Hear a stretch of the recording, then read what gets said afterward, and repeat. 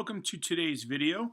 We're going over two exercises that include positional play and also self-organizing straight out possession. So in the first exercise, we're going to look at an 8 versus 4 positional possession exercise. This is game-based training. The team of 8 is set up with 3 in the back. You have 2 center mids, and 1 either attacking center mid or striker in the middle lane. And out wide, you have the 2 wingers. So in the channels out wide, those are your outside right and left backs and the wingers. The center channel, center back, and you could call it either 3 center mids or 2 center mids and a striker. They have 1 touch only, 2 touch on the steal. If the red team wins the ball, the group of 4, they have unlimited touch and can score on either goals. The idea of the team with 8 is just to keep possession of the ball, work it from the back all the way up to the striker up top, and keep it as long as you can. So let's look how this worked today. This is positional possession training.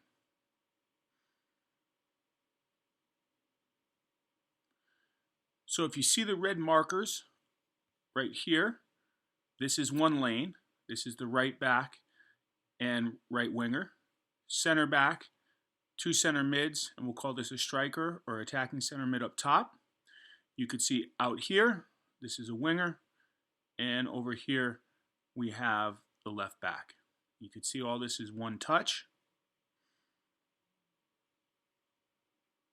Guys doing a good job. You could see how positional this is. You could see how nice and disciplined this is. Everything 1 touch as the blue team of 4 is pursuing, trying to win that ball. If they win it, they can score. Again, you could see some nice angles here. Right there, the striker actually ran into the channel. He's supposed to stay more central in the middle. We'll watch this a little bit while longer. But as you can see, these are nice supporting angles. The guys are moving the ball well, playing 1 touch. And it is a positional training game. It's a challenging game. Always have to think 1 step ahead. And again, you could see the markers right here in red. This lines out the channels on both sides of where the players can go. Right there, blue almost had it, almost went to score. We'll watch this play out just a little bit more.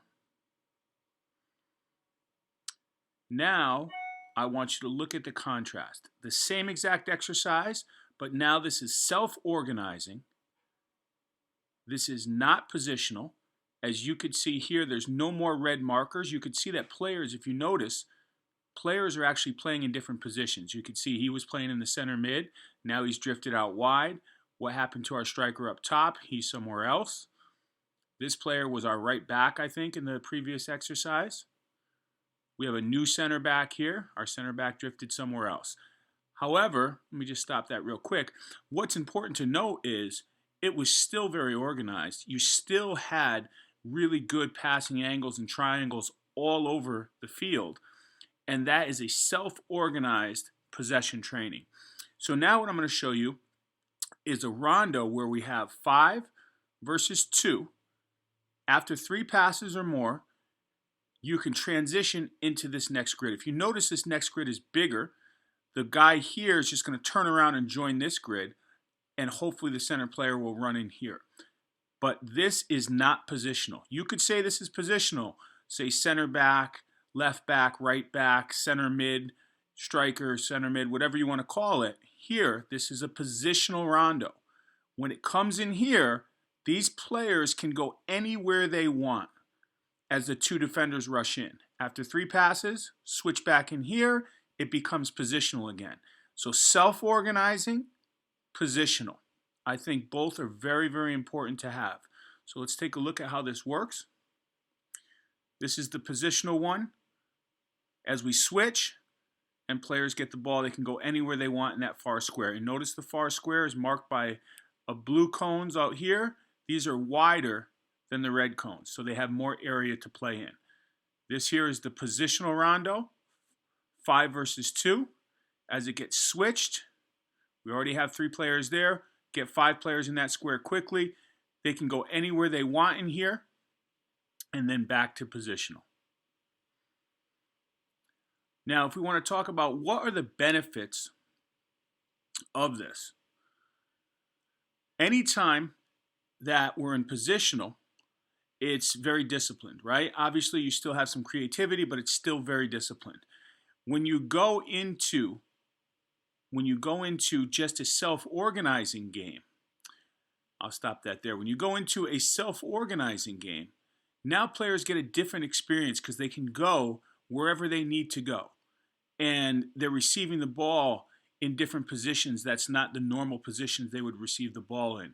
They have to instantly problem solve. Sometimes they're not used to receiving the ball with their back to play. Maybe the center back is now the center mid. Whatever that is, it's a different experience. So I advocate really thinking about having positional and just self-organized possession game-based trainings. I think both are very important, and when we're talking about development, it's extremely important.